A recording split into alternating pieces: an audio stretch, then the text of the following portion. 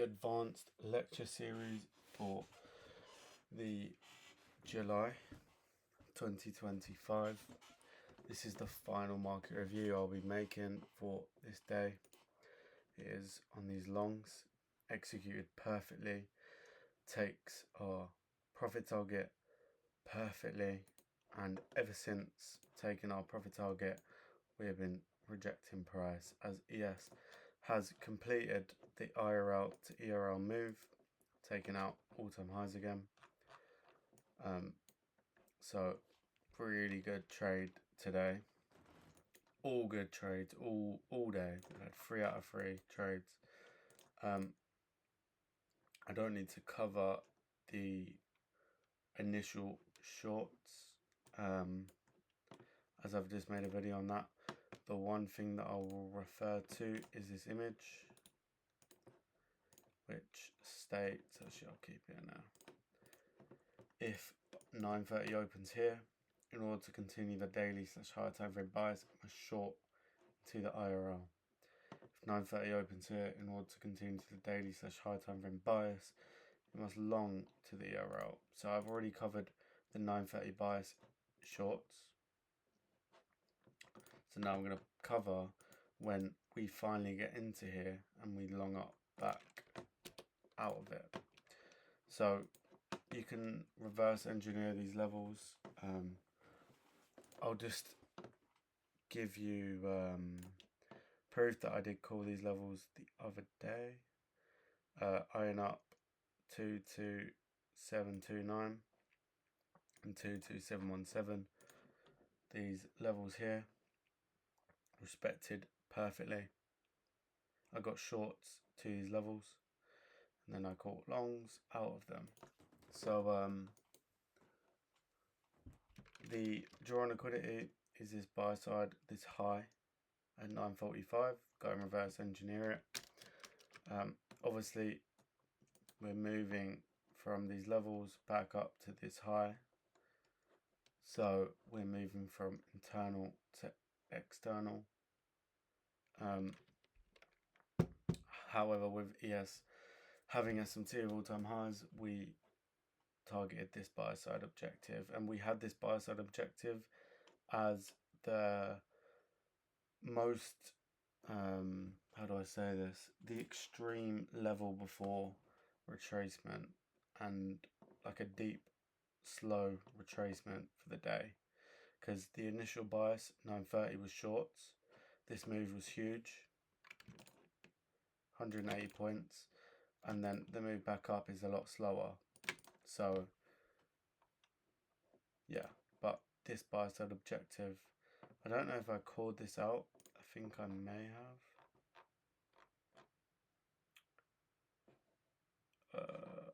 Okay, we did not. I feel like I did.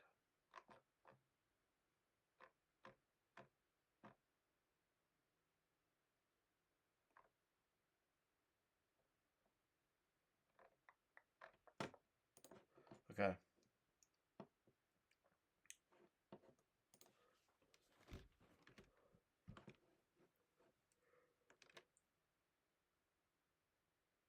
Sorry, I just had to yawn quickly. I've just made loads of videos back to back to back. I was debating procrastinating these videos. I had 3 that I had to make, saving them for tomorrow, but my rule of thumb is if I put it on the to-do list, it must be completed by the end of the day. Otherwise I get into a bad habit of not following my to-do list. So yeah, but yeah, this was our buy side objective. Obviously our shorts into here, great. This would have been kind of a low risk buy. This move on the lower time frames in this gap here, but for me the higher time frame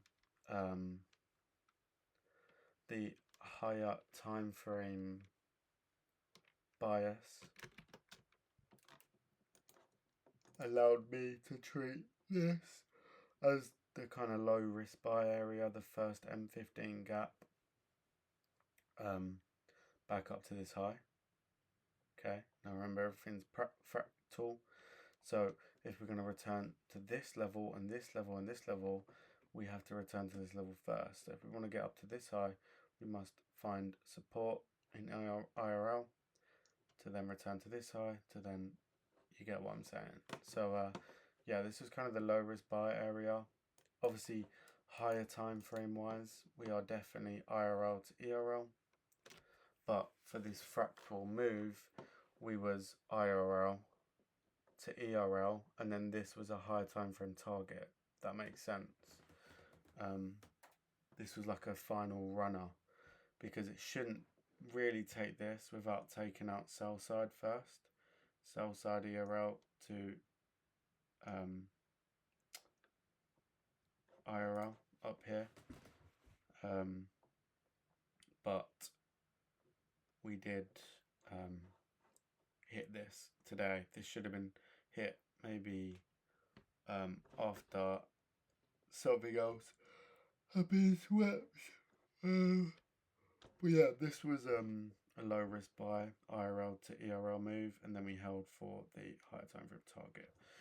So obviously, if we want to return back up to these highs and ultimately up there, we must find IRL to support price. So we've got this 5-minute gap here, and we also have this 1-minute gap that we find support in here before reversing. Now the same logic would apply. If we want to return to this high and this high, we must find support. So we then find support. I don't need to show you this, as you would know what would be happening anyways, but the same logic applies.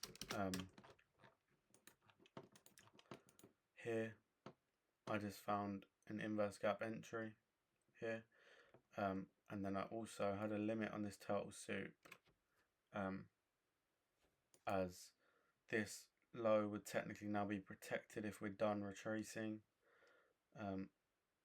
So these internal lows could be souped, and then we rode it to these highs. So it really is simple. You just have to be patient and wait for your higher time frame levels to then understand when we're done retracing and when we're about to distribute to the higher time frame bias.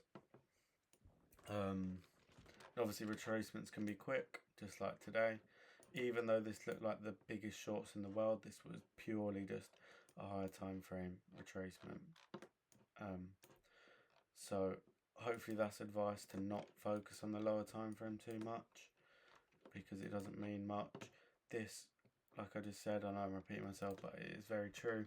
This would have looked like we're selling off to the moon without these levels, but understanding that these levels are there then shows the bigger move up, and the retracement is always smaller than the expansion. So if we look at ES, I mean, we barely retraced 930. We moved 13 points and we distributed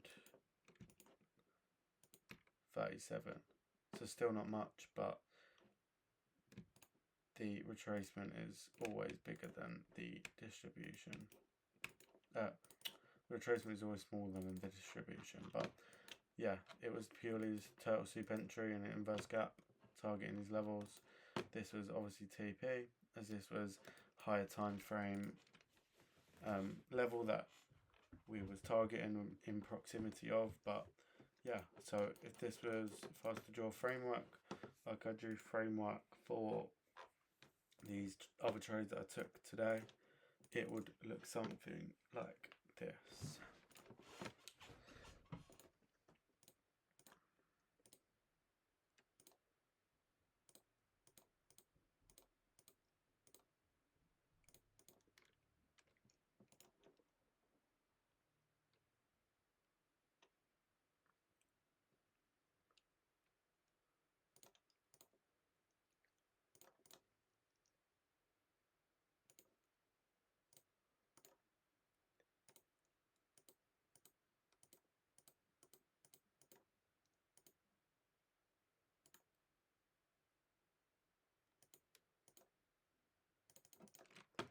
Like this.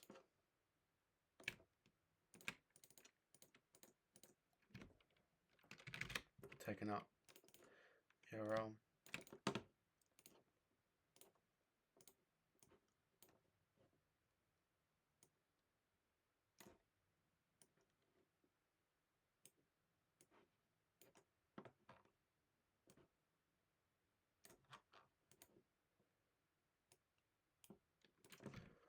Move to IRL.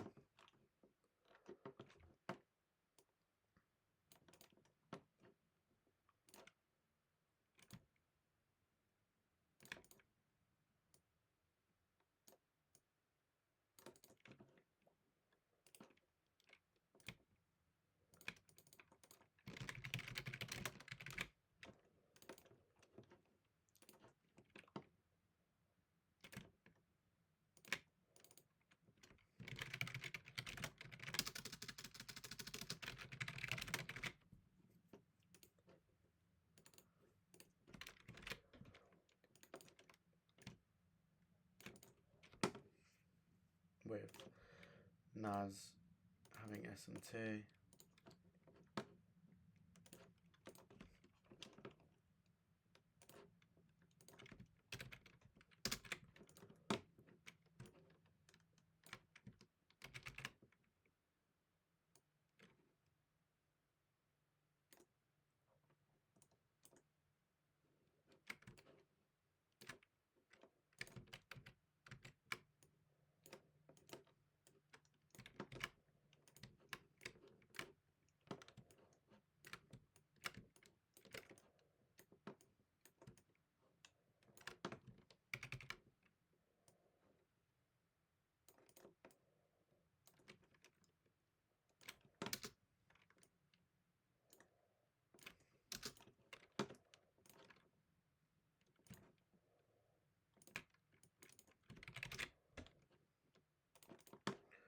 And then ES completing the model.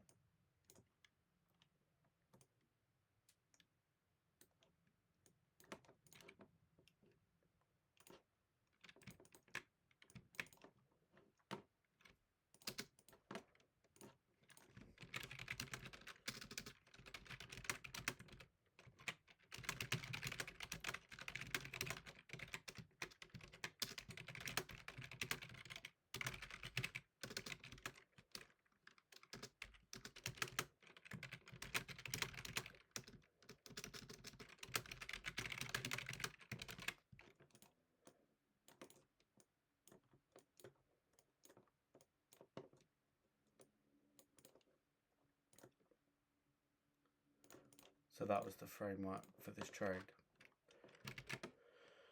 which we'll put in the chat here.